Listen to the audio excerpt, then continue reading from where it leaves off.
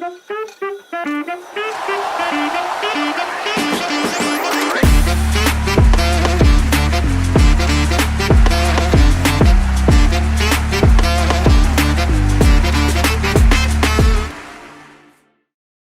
everyone, and welcome to another episode of the Yeshivah League Pass Faceoff. I'm your host, Josh Cass, and for 16 years, you've entrusted Elliot with the growth and guidance of your kids, and now it's time to let him do the same for your family's most important asset, your home. Admitted in both New York and New Jersey, Elliot can guide you through any residential or commercial purchase, sale, lease, or refinance with championship quality and award-winning care. If you're looking for your commercial coach or a new home is your goal, reach out to the Weiselberg Law Real Estate Firm at 917-952-2597 or wiselawsk@gmail.com. That's the Weiselberg Law Firm, our sponsor. Choose wisely. Elliot, welcome back. Last episode, we ended off with a massive question about an upset that we really did not believe was going to happen. And just to bring the recap into play, DRS SAR quarterfinal matchup this past season in varsity hockey, 13-1 against 9-5 record-wise, both teams. The Kings of the East against the team. I know we spoke about them last episode. They were a team obviously be reckoned with, but in the end, they barely just snuck in. They relied on a loss from Ramaz to have to get into the playoffs. And shockingly enough, they pulled off the upset to a team against a team in their gym, to a team that beat them in arguably the toughest place to play in SAR by a landslide. What went wrong for DRS? So I think we have to go back just a little bit and remember what both teams' seasons were like first. Last episode, we discussed the disparity between the East and the West. We discussed the differences in opponents with the East and the West. DRS, the entire season, it was kind of hard to figure out where DRS actually placed in the league, if only because of the fact that DRS played in the East and they really did not have a competitive game per se outside of that contest with TABC, that 3-1 loss to TABC. Even that win in SAR a couple of weeks earlier.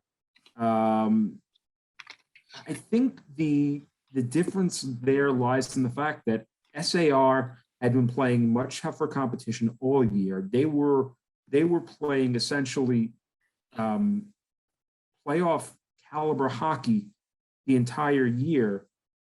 And that loss in SAR woke them up. SAR routinely has gone into DRS and had zero luck. There are very, very few situations where SAR and other ranked teams like them, SAR, Kushner, have gone to DRS and had a positive result, if only because of the length, the shape, and the feel of the court, and how impossible it is to play a rink-style game on that floor. And the difference here, lied in the fact that this SAR team was just very talented. And I think they were more prepared to play a game like this, given the fact that they had just come off of some really difficult stretches. As you mentioned, they had to sort of work their way in with a bare win over Ramaz on the rubber court and Ramaz, bare win over Kushner, that sandwich that DRS lost with a TABC loss before it. They were in survival mode already. DRS hadn't had to have been in survival mode since the beginning of the season. So it's a little bit different when your mentality going in is we have to fight every single second of every single game. And your mentality is we haven't had to fight in months. Even though they played two fantastic teams, SAR and TABC in the regular season, for DRS, they didn't need those games. They got them, but they didn't need them. They topped Hank by 3 games plus the 2 games they played against Hank.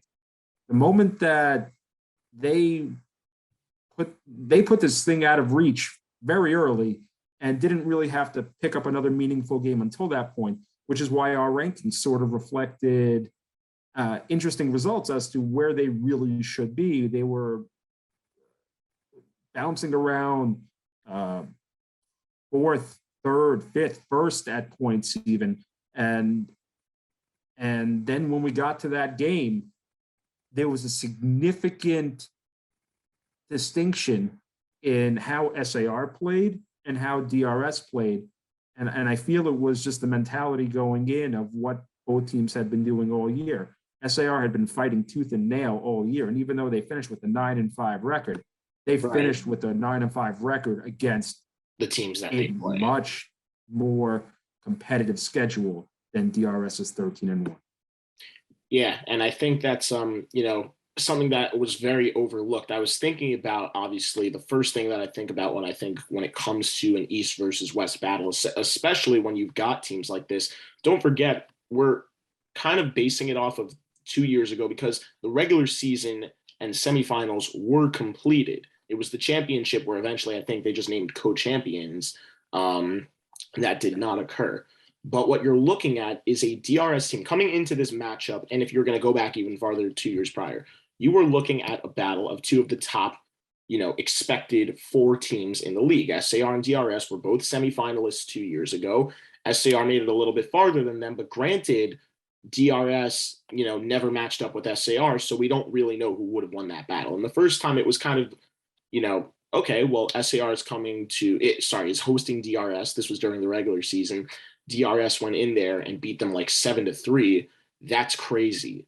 Not because it was expected, I think, that that DRS couldn't win that game, but because they won that game by the score they won it by. Now, that being said, if you watched that game, you would know DRS didn't really start to pull away until the last few minutes of regulation. SAR had a lead in that game, and they looked to be playing quite well. And it was obviously, the same way that it happened in the championship, Frisch and TABC, SAR, mistake after mistake after mistake in their own rink, ironically enough, is what ended up being their downfall and leading to it. I'm also going to say, just thinking back to the game and to the 2 teams, ironically, for DRS, SAR's court probably played more to their advantage than their own home court did defensively, because the court allowed them to condense their defense and to not really allow anything through the middle, which is what gave them fits inside their own court during that quarterfinal contest. The stretching out and the spacing in their own gym gave Gabe Hornblass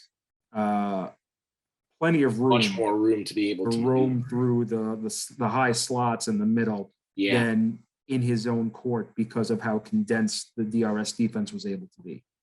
Yes, and I was going to say, it's probably, people like to think of it as a disadvantage for SAR. Yes, obviously the bounces are not there, and the court feels different. The size, the physicality and the length, and obviously, the space is one thing, but now you're dealing with having to run the floor more, and it affects the stamina, obviously, as players would think, or as anyone would think for that matter.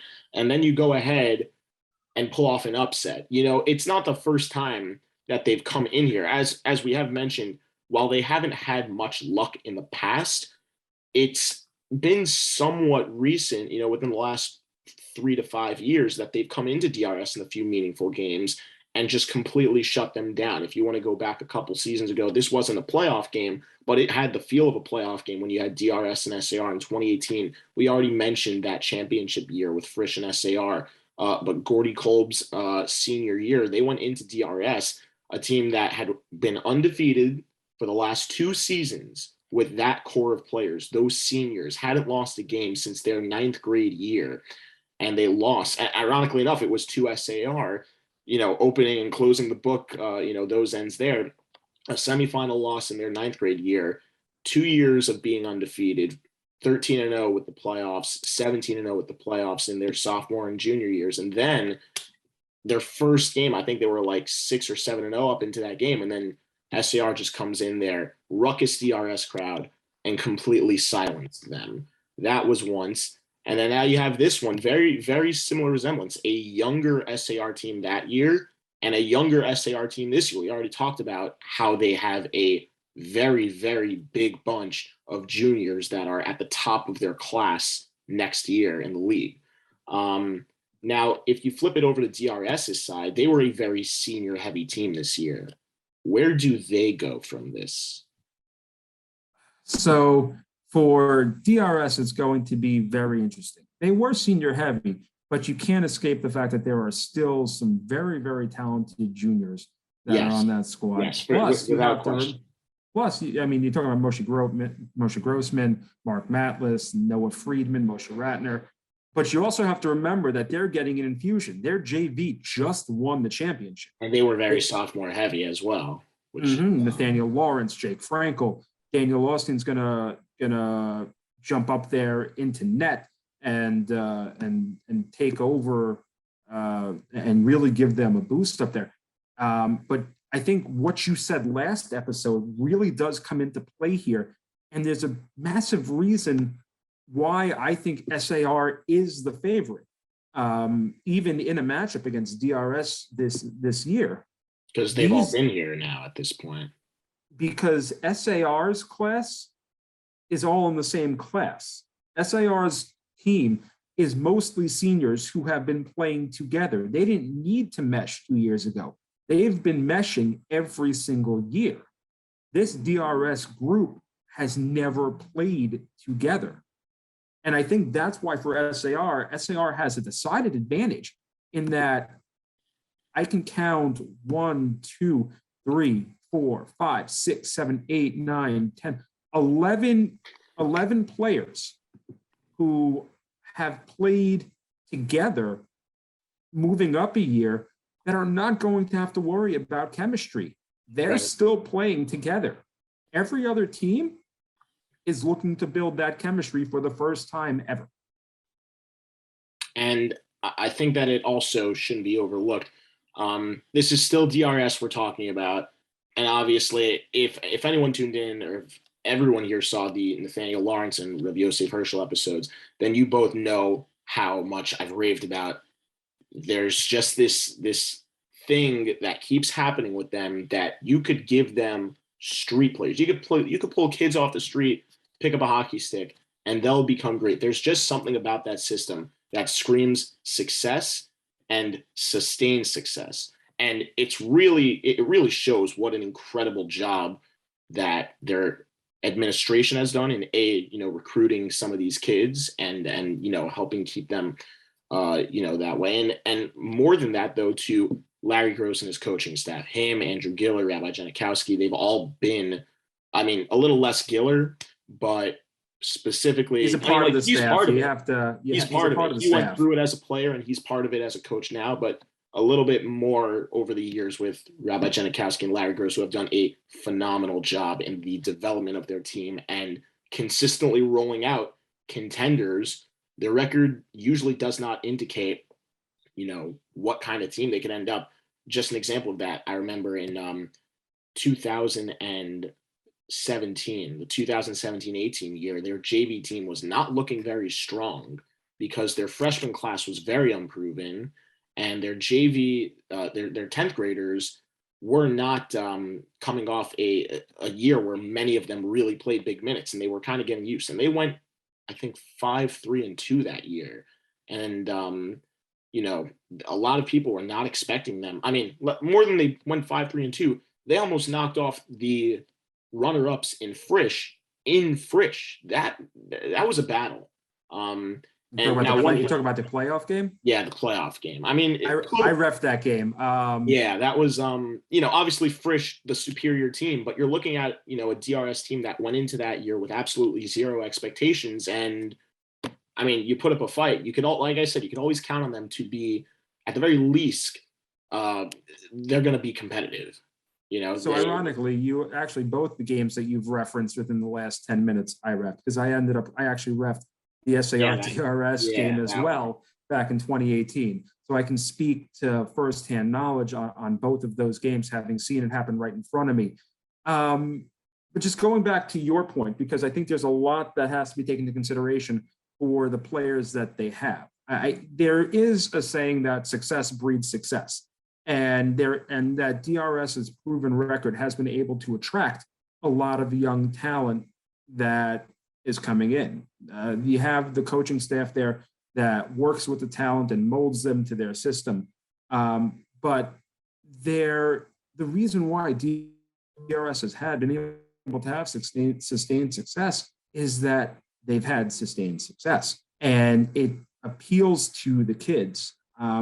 This past year's senior class was a combination of the two teams, a massive combination that were in the junior high championship 4 years ago when YCQ and HALP met. You have the YCQ kids in Andrew Haller, Tani Leitner, Rafal Gamal, and Net, Chaim Simon.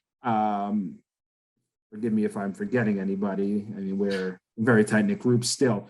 And then you have the HALP kids and Shlomo Katz, Barry, and everybody else who was on that group. So the truth is, like, you have kids who have a background in how to play the game properly, all being put together because of the success that DRS has had.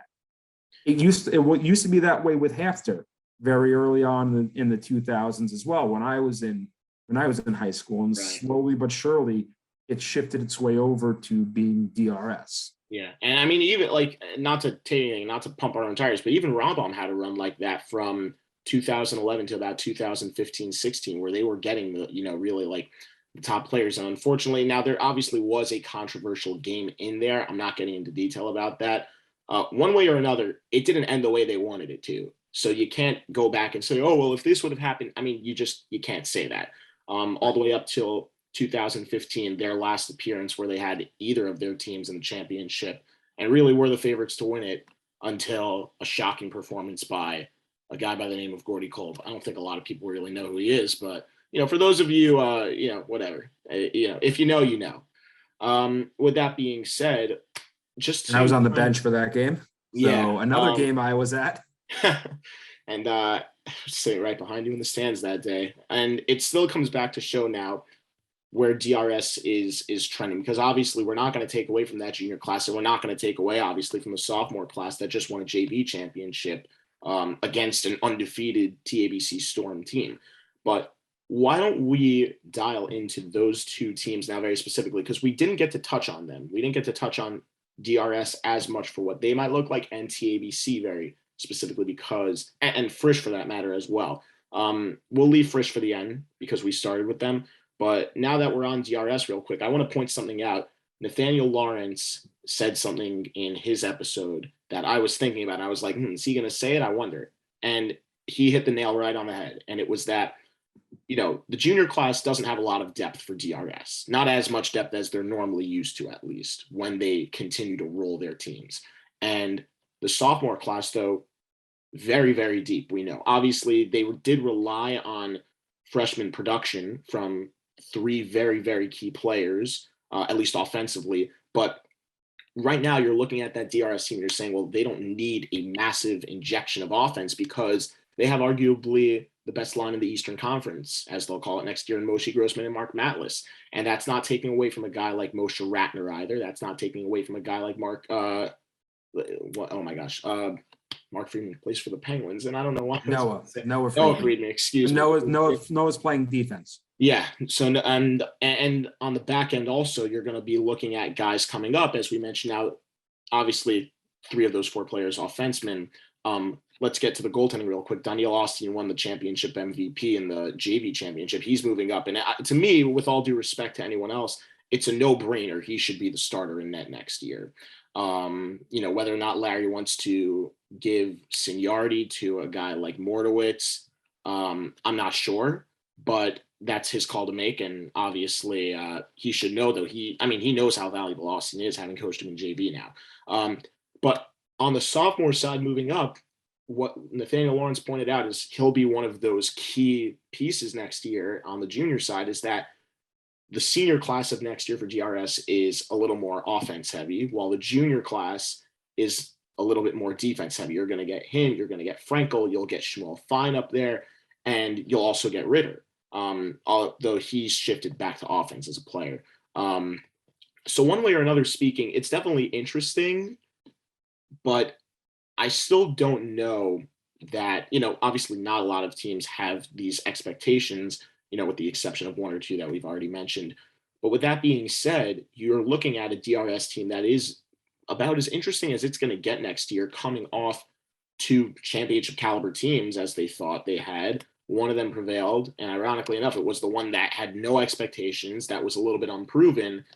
The other one is now trying to lead the way, knowing what has to happen for them to possibly get over that hump. And it's going to be challenging. The one thing I think that works out for them is the East, once again next year, is not extremely, competitive. At least they'll be, I think, like in a higher class, and they'll make the playoffs. But I don't feel as if and Hank obviously I think takes a step up too. We mentioned their junior class, but after that, it's kind of a little bit unproven. However, while they're in that class, I don't feel necessarily mostly because we don't know that DRS is coming into next year with as high expectations as they have for the past 2 or 3 seasons. And with that being said, I don't know if you have anything to add toward that. So actually, I'm going to go back to and cover a couple of the points, because there are 2 things in there that while you touted them, the truth is, as a coach, I'd prefer the reverse. So we'll go back first to the discussion of, you have a junior class that had aspirations of making it to a championship with the touted senior class, while you had a sophomore class that reached that and was able to succeed there. As a coach, I would have almost rather the inverse, where my experience is the leader is now. what succeeded, so that you can build it up. Correct. But also, while we are talking about Nathaniel Lawrence, and Nathaniel Lawrence, in my opinion, will probably be top 2, 3 defensemen next year, I would prefer having the experience on the back line and the lesser experience on the offensive line. For me, the defense and their knowledge of the game and how to move and how to play that up level would generally be a greater advantage to me than me having an offensive heavy experienced team, and me now having to teach a younger team on the fly, a younger defensive team on the fly, how to play, correct, as it's going on in a 14-game season. So definitely you could go either way, because either, I'm still very happy, by the way. Like, I'm not taking anything. If it sounds like I am, I'm not taking anything away from DRS. I'm sure a lot of teams would kill for the type of caliber that they put up with next year.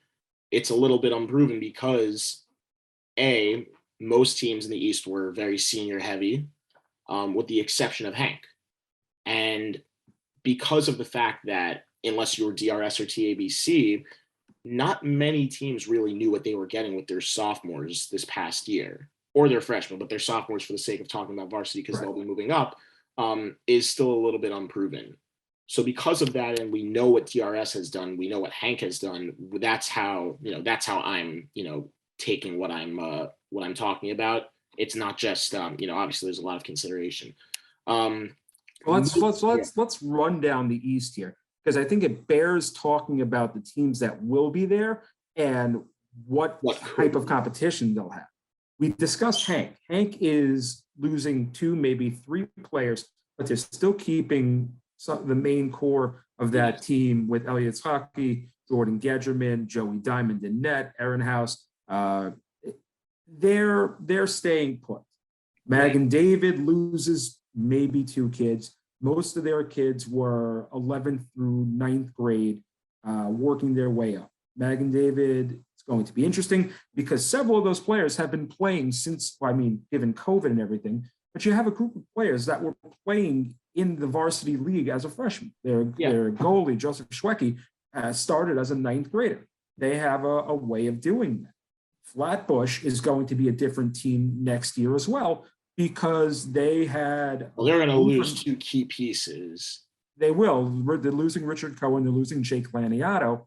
But what they have in their sophomores next year, depending on whether or not they go back to JV, which at this point is anybody's guess for any team, Joe Catton and Gindy, the 2 of them were dominant as a line in a varsity league together. Yeah, so who knows what could come of that team, especially you throw an advantage in their home gym. Obviously, they're also one of those teams that play in a rink. It might not be as overpowering an advantage as Kushner or SAR with the padding and the way it's kind of laid out. And obviously, like the biggest thing that separates them also the higher ceiling. You can get clears in the air in that gym. You cannot in Kushner and SAR. So they're kind of used to playing, regular gym style Yeshivah League hockey, even if the ball kind of rings around behind the net. But regardless of that, definitely interesting to see where it goes with them. I feel like it'd be safe of me to probably stay away from Rambam here on a depth level. I'll give it to you this way. For those of you who are unaware, it was a very senior heavy team this past year. And the biggest one of them all, obviously, the goaltending in Sam Corman is going to be not only heavily missed, but and very tough to replace. But more than that is that I would think impossible to replace. I don't think you can ask anybody to fill the shoes of Sam. Well, forget about the role. Obviously, that's not what I'm getting at. It's more next year we're kind of going through, well, who could play goalie, because our goalies were 9th graders this past year in JV. And unless we're going to pull someone off the street and say, hey, be a goalie, is that really worth risking? Because the field players around that, while again, it's the same thing with Rambam. You could usually get 3, 4, 5 guys that can play, but there's no depth. So, it's going to be a very interesting scenario. Who knows? Maybe there's a call up from a kid playing JV. Maybe there's a combination of just one team. We don't know yet. Well, you have the same. You're going to have the same question to answer that you did this year, because Shmuley Glick played goalie in 8th grade, right, and for a couple of games in 9th grade. So the truth is, he has experience in that. The question is going to be the trade-off. Is it going to be, is the cost worth the opportunity of putting him back in net as opposed to him staying on your back line? Right. And the thing is, his development as a defenseman from goaltending is really, and I'm not saying this in terms of bias, because I didn't coach the kid. I hadn't played again. I knew nothing about him in terms of, his work ethic or anything, or his play style, until I finally coached him this past year. And from seeing him, what he was as a goaltender clearly has set his mindset to playing defense. Obviously, he was thrusted into. Well, he wasn't playing over Sam if Sam wanted to play net. Exactly, and even if Sam wanted to play player, he wanted Sam in that too. So with that being said, that's kind of where it goes. So just to close it out, now let's go to the 2 teams that we didn't talk about in the West, and that would be Frisch and TABC. Really quick, TABC, let's start with Frisch, because they just came off a championship. And while they're going to lose key seniors in Will Trump and Sam Weinberger, obviously, Jared Moskowitz also, and Ellie Rothenberg, those were the big 4 for them. But other than that, you're already looking at, in my opinion, because of the fact they were able to do it this past year, the best first line in the league next year offensively in Jakey Fight and Ethan Alter. It's arguably, they would be my pick because they came off a championship this year, but I'm not taking, I'm not still saying it's clear cut and dry there, that team, because you still have a Hornblass and Kraus line. You've still got a Grossman and Matlis line. You've still got a Jordan Gedgerman, Elliott hockey line, which was dominant this past season in varsity as well. In terms of what else you're looking at now, the biggest wild card would have been goaltending, but we already know that's settled with Andrew Swolowitz now. And on the defensive side of things, Aiden Einhorn's going to stick around, and you're going to have one of their defensemen from the back end last year who might have had a bit of a diminished role with guys like Rothenberg and Moskowitz around, in Aryeh Levinson move up. And he's going to be a big piece for them as well. I also don't want to take away from the versatility that Ellie Knapp brings. That was where I was going to head with you, because Ellie Knapp can play in any of those roles on the first line and be the X factor as well with his play. So I was going to say, more than just the fact that you have Ellie Knapp, it's also because you mentioned the first line, but if you watched that championship game, he was out there in the last few minutes, the first, more than that, he gets time. But he's so versatile, not in the fact that he'll play any position. He'll play it in any role. Power play, penalty kill, even strength. He'll be the quarterback. He'll be down low. He'll screen. He'll pass. He'll shoot. Anything you want, this kid has it. And it's going to be really interesting to see what type of role he gets, because of the fact that last year he was kind of shifted all the way around because they had a very talented group of seniors.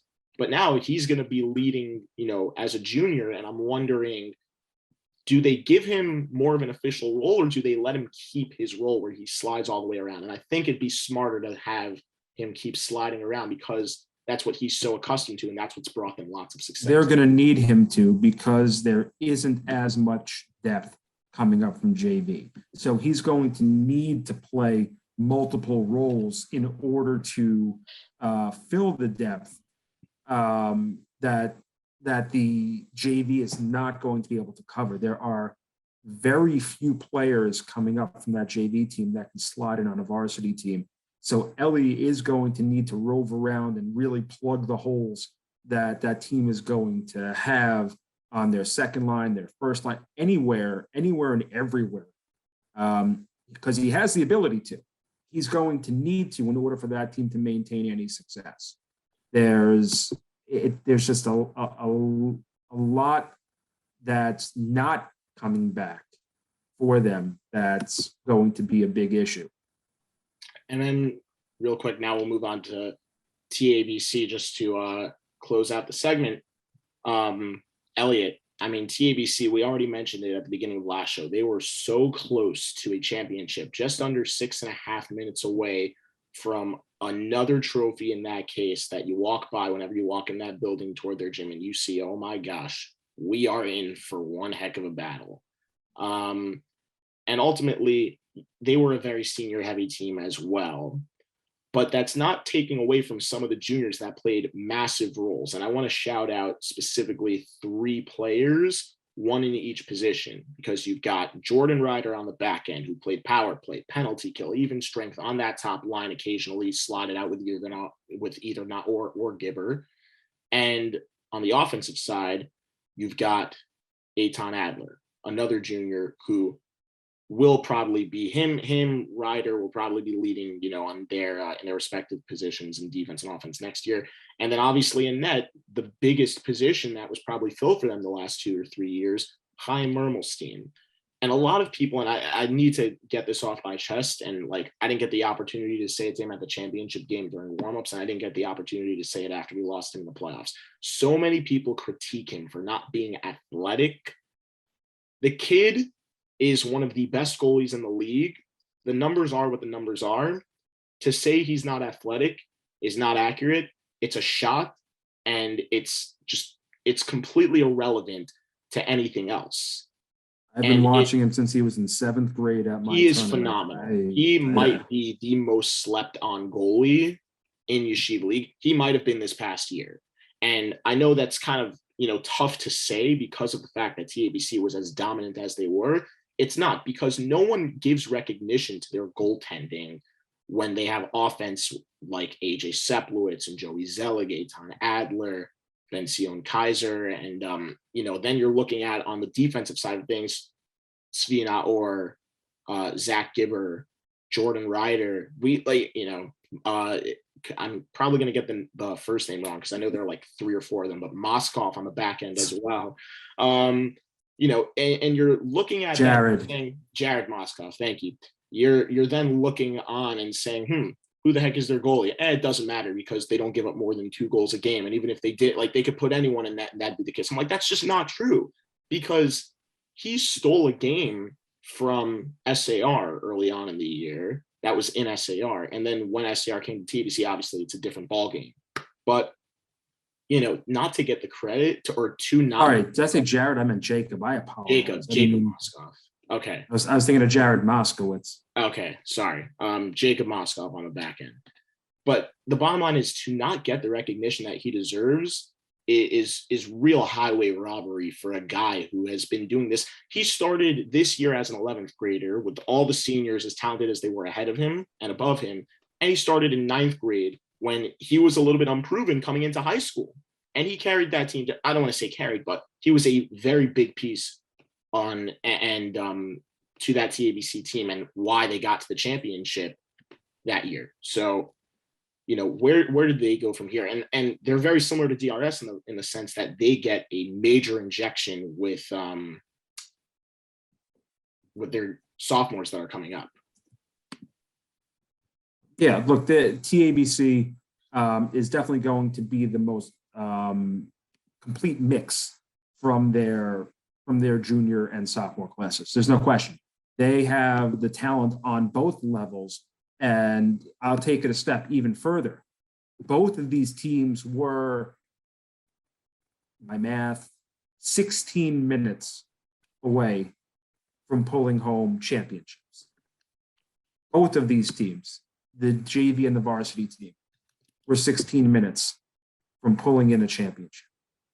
So if you think about the key parts, what I said a couple of minutes ago about DRS, the mix holds true here because each brings with it, as you said, a mix of all levels, offense from both age groups, defense from both age groups, and you have the experience in net. It's the perfect team. The question is, can they play together as a unit where they face an SAR team that's been playing against a unit for years? That's going to be the biggest question that we have to answer. Will it matter more that SAR has their main group playing together forever, while TABC is now meshing their extremely talented group for the first time? We're talking about, as you mentioned, a perfect team with TABC, potentially. And the question is, they're going to have to go through SAR twice in their own division. They're going to have to go through Frisch twice in their own division. A team that we didn't get to, which we won't spend a lot of time on, Kushner, completely separately. I'll say something about that after. But what do you believe is the recipe for TABC to end up with a team in a way that their sophomores from this past year coming up to be juniors next year can mesh with the juniors that they had from this past year's varsity team? Well, the focus is to let the seniors lead the way this year. You're going to have, it's going to depend on scheduling. It's going to depend on how the games are scheduled that'll allow the teams to mesh. But the focus has to be less on the regular season, although you do want that home court advantage, and more towards what's going to happen once the calendar turns to February or even March. Again, SAR is going to have the decided advantage over teams in that they don't need to wait. That first game is really going to be what gets them back together. For other teams like TABC and Frisch and MTA and Kushner that need that meshing, it's going to take a little bit more time. So it's going to be the back end of the season that is really more indicative of what the teams will look like once the calendar turns to late February and early March as to where they're going to be in the long run. So it's kind of tough with a 14-game season where you have to get think it's 10 games done before the new year. And I don't know what it's going to be like next year, given the holidays, how everything falls out, and whatever other situations might come in the middle. But you're definitely going to find that the adjustment process is going to look very differently for certain teams. And TABC is going to go through that, but they have the players to cover for that early on. It's just going to be really the matchup with SAR that's going to be the bigger question in that regard, because other than Hank, who they'll probably match up with because of the way it ended the schedule, depending on the standings, depending on who comes into the league, because because other teams might come back into the league. You don't know what's going on and whether that changes the schedule. But theoretically, Hank and DRS are going to face TABC and Frisch. TABC and Frisch. Whereas SAR is going to have a little bit of an easier schedule, matching up with Mag and David and Rambam based on that. So the question is going to be for TABC: how do they mesh really against the important teams? And really, in my situation, the important team is SAR, because SAR is the one team that really doesn't need that much time to mesh. So where they face SAR in their schedule is going to be indicative of how things are going to go. And if they end up facing in the playoffs or in the championship, that's where we're going to finally get the answer of who the better team is, but only there, because of, at that point, TABC will have had their time to mesh as a unit. So just real quick, because I don't want to spend a lot of time on this, there's still one last thing we have to get to. Let's talk about the one team that missed the playoffs this past year that looks like they could be in the mix for possibly a hunt next year at, if you get to the playoffs, you never know, in their quest for a championship. Obviously, we've already mentioned teams like SAR, Frisch, TABC, MTA, very possibly ahead of them in their division, but Kushner was an interesting team this past year in the sense that they played competitive with just about everyone. However, the one thing they could not do was hold a lead this year. It's not a slight to their players. Obviously, sometimes, having a year stripped away from you, because of a pandemic can do that, and you're not really into the flow. And they clearly had a bit tougher time adjusting to it than some other teams did. But let's not take away from the fact that they played 2 close games with SAR. They almost beat TABC in TABC. They played close with Frisch. They played close with MTA. They, in the East, they almost went into Hank and beat them there. Hank pulled that game out in the last few minutes. But ultimately, a team that just fell a little bit short in quite a few games this past year. But what's interesting about them is while they had a lot of good senior players this past year, obviously one of the more underrated goalies in the league, in Nate Savitz, you had Lando, you had my gosh, it's killing me right now. There's another big name that I'm forgetting on that team, another offenseman. Oh my gosh, it's not coming to me. It's not coming to me. I'm trying to think specifically who you're thinking of, but it could be one of a number of players. It could be. It just shows you they were an underrated team this year. But moving on now, if you're going to look at that junior class, they had Ben Matthew. Ben Matthew. That's who it was. If you're looking at what this team brings next year, you're going to have great leadership on the back end in who were 2 juniors this past year, but next year Jordan Service and Zeke Rabinowitz. I think that's a very, very good mix, and especially with guys who are going to be moving up. We know, just to put it into perspective real quick, their JV team wasn't very deep, Kushner, this past year, and they were kind of mixed in with sophomores and freshmen, but they had some interesting pieces on that team. We all know that. Sean Felderman, Sam Steiner, just to name a couple. And they're guys who are going to be moving up. And on the offensive side of things, obviously, I just mentioned Sam Steiner, Felderman to the back end, very skilled player. We know that. But how about for the fact that they'll be bringing up, or not bringing up, but guys for the return like Isaac Mendelson and Freddie Dresner?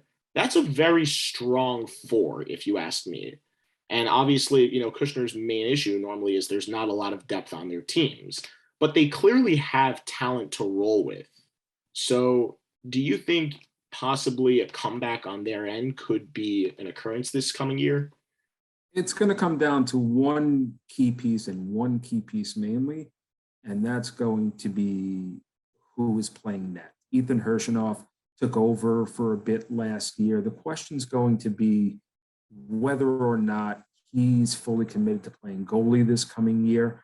And it's really going to be as he goes, the team goes. Whether or not you can win with one line is a question in and of itself. Do I feel that Kushner's one line is better than Frisch's one line? My answer to that is absolutely not.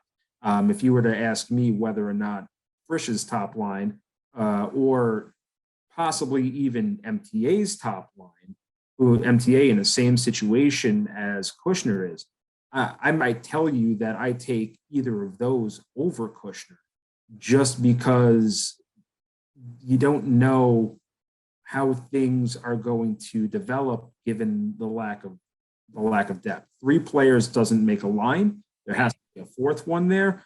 And the question is, who is it going to be? Is it going to be one of the players who rarely played last year for the varsity team?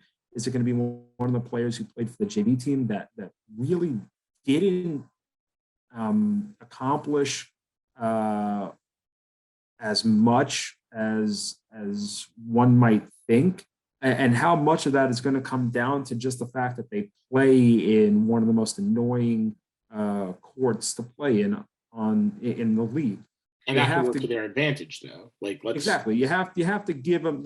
If there was a ranking for points, for wins based on court, you'd have to give Kushner an extra 1.5 wins, just based on the fact that the court that they play on is annoying for other teams, much the same way Ramaz is, much the same way SAR is. And having to adjust to that is not easy at all. So Kushner's an interesting situation. I don't know that there is going to be enough there to really jump into the mix, especially when you have MTA and Ramaz. And Kushner is probably going to have, I'm trying to think of who their schedule would be. I think it depends on who comes in, but if I had to guess, it's not even worth guessing. But they're probably going to have Flatbush somewhere, and their Flatbush is going to be an up and coming team. Again, I don't know. It's Kushner is such a mystery next year outside of Mendelson, Service, and Rabinowitz, that it really just depends on how they mesh as a team and how the sophomores really come to play, or next year's juniors really come to play, because you can't win with 3 players. Right. And then again, that's not taking anything away. I think for all we know, I mean, they could have a very successful year next year if, maybe their schedule plays to their favor. We're not taking anything away from them, but they're definitely in an interesting spot. Their JV is in a more interesting spot than the varsity, given the level of talent at that JV. Actually, that is true. They're in a very similar spot. They are that team has a fantastic. I know we're not really touching on JV, but it bears mentioning having James Orbach, having Kobe Eisenberg, and having Simon Rosenfeld in net. Each of them, what I would consider in the top 5 of their categories from last year, and now you're up as sophomores. It's crazy to think. And they're all obviously they were all freshmen. That is right. That team is going to potentially have more of an interesting season, I believe, than the varsity. It's possible. We're not here to touch on JV, though. With that being said, I think that it's definitely an interesting situation, and I think that you can't count them out. They'll be competitive. I think. Maybe they look at a similar situation next year than they did this year. I don't know, but only time will tell. With that being said, we're gonna try to close it out, but first, we didn't really get to talk to Elliot. Elliot, I'm gonna ask you a few general questions before we have a chance to close this thing out. What was your take on this past year's results? the way things went with COVID, the way that, the league really worked to get themselves back into the flow of things. And, do you believe that really, I mean, we already mentioned a few specific teams, but as a whole, do you think it had more of a positive or a negative effect on the league? So I'll break that down by each of your questions. Do I think that this season went as it should? I think that in totality, you look at the way things went 2 years ago and you say to yourself, yeah, I could have seen this happen.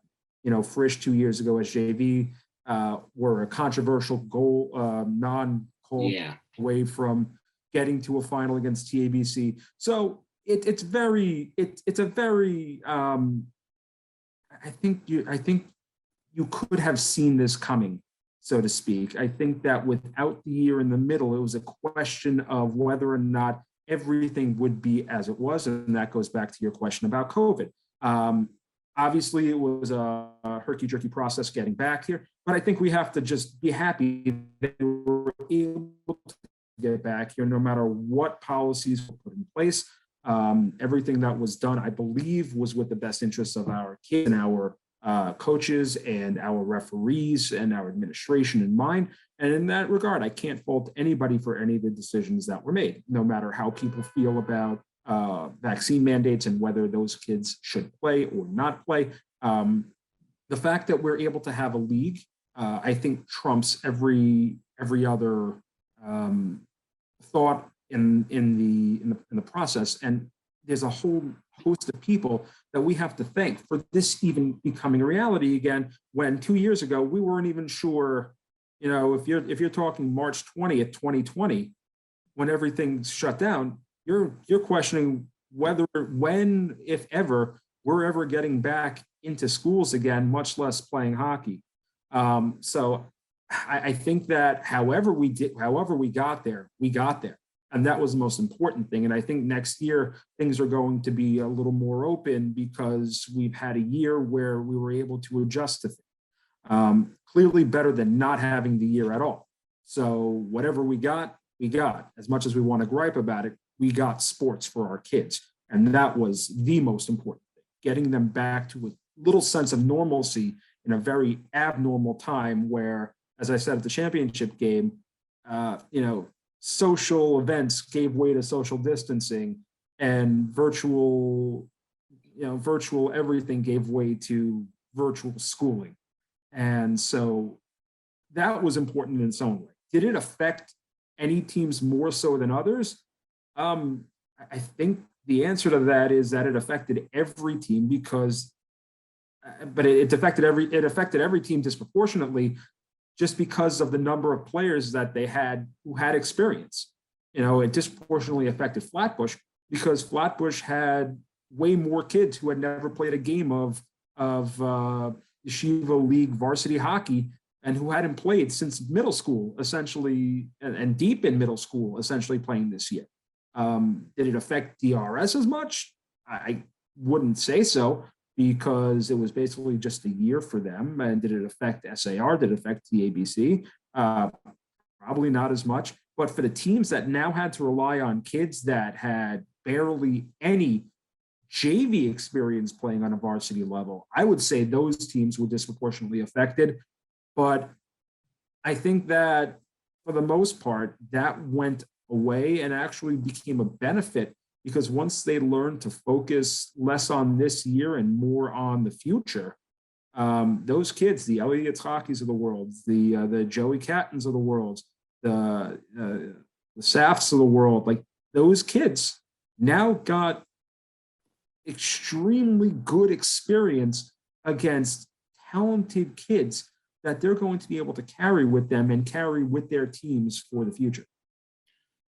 All right. And really, to close this thing out, for someone who's been around the Yeshivah League as much as you have been, both as a player and now even farther on through your coaching, through your broadcasting, through your refereeing, and really, also through, even, you want to expand a little bit more, even though this is for high school, predominantly varsity, even for your charity events, the Martin Weiselberg tournament, the Camp Hask tournament. What did it mean to be able to bring it back this year? Everything. I said it at the event also. I said it at both events.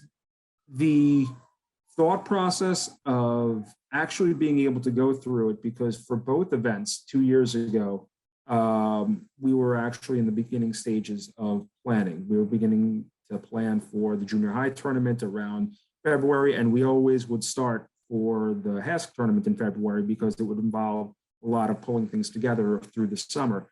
But for me, like I said, the fact that we're able to be together again as a family, because we're a brotherhood. We are that strange brotherhood that plays a game that we created ourselves for ourselves, and to not be together to play the game means time that the next generation does not get to learn our game or does not get to play our game. And the more that happens, the further and further away we get from talent and honestly from even interest. So I will say, for having a league and for being able to have those events where we're able to be together again and people can see us together and realize just how much it really means to us, I think for the next generation, for future generations, that is so important, because otherwise it's only a couple of years before this potentially wouldn't exist. You miss a couple of years playing, you miss a couple of years of being together at events like that with people and the kids and young kids, even those who aren't in the age level to play yet, when they see that it still matters to people, it's not going to matter to them. And so I think those events are so important for the continuation of the game that we play, and the interest and the future, that not having them is the biggest detriment to that future. And so just to be able to have those events again, even the alumni event for people that have already graduated, their kids get to see them play and they get to see how much it means to them. And then they go on to play. And God willing, my two kids will get to see me play at one of those events. And whether or not they choose to play hockey, I want them to know what the game has meant to me, what the game has done for me, what it meant to me in one of the worst times in my life, and why I appreciate giving back at my tournament. And so to have the ability to do these events again and to be a part and to just see the joy on everybody's faces as they play and see the kids and how they look at it and them running around the court with their little hockey sticks and the ball, for me, it means everything, because it means that we have a future for this league. Elliot, thank you so much for making everything happen. Everyone here really, I don't truly believe, really understands the sheer magnitude of what goes on in the league because of this guy right here. He's ref games, he's coached games, he broadcasts the championship games. Now, this isn't even just hockey now, it's Yeshivah League overall basketball too. And while obviously this was a hockey podcast, we really just, I think it's important that we show recognition. And while Elliot said, obviously, there are so many people we have to thank for the fact that this season came back into play, and predominantly, I definitely want to give a huge shout out to Seth Gordon, who worked his tail off and absolutely made everything happen, the commissioner of leagues, and transferred over also to doing soccer and softball this year, something he had not done yet since taking over some of the reins, on his own. Elliot is definitely one of those figures that played a huge role. Always Seth's choice of ref, always the broadcaster that is selected for the championship games, and always is just has been around the game, both running his tournaments at Camp David, and knows this league like the back of his hand. There really was not a better selection for us to be able to bring in. And so I thank you for that, Elliot, and for everything else that's gone on. We really appreciate your efforts in helping make this thing happen. And thank you so much once again. I mean, I want you to know that that my purpose in sponsoring is to foster that next generation. We started doing something like this well before its time, back in 2007, 2008. Isaac Benishai put together YLS radio, and I was hooked because I was just starting with the junior high, and he was doing Nahum's sports update, and we were way ahead of our time. And the fact that it has grown to something like this, I mean, when I see adults doing now, I say to myself, what are we really doing for the next generation? Somebody else has to pick up the mantle. And I mean, as I get older, I'm no longer the 25-year-old that was able to go around to all the games and to go around and do everything. I'm 36. I have a law practice. I have a family. I have a wife. I have kids. It's time for somebody else to pick up the mantle and run with it. And I'm extremely happy that there's a way to start fostering that, and I'm willing to help it in any way I can. Well, yeah, we really appreciate it. Thank you so much once again, everyone. And thank you all for tuning in to what was the final episode of the Yeshivah League Pass Faceoff for this season. Huge shout out to Moshe Heller and Yeshivah League Pass for making it happen, and for Elliot Weiselberg as well, who were able to do a phenomenal job in setting this whole thing up. Thank you to all our guests, Elliot, Rav Herschel, Sam Weinberger, Nathaniel Lawrence, and really just what was really an incredible opportunity was able to hopefully spring something. And thank you all for tuning in all year. Once again, I'm your host, Josh Cass. This has been the Yeshivah League Pass Faceoff podcast, sponsored by the Weiselberg Law Firm. Choose wisely.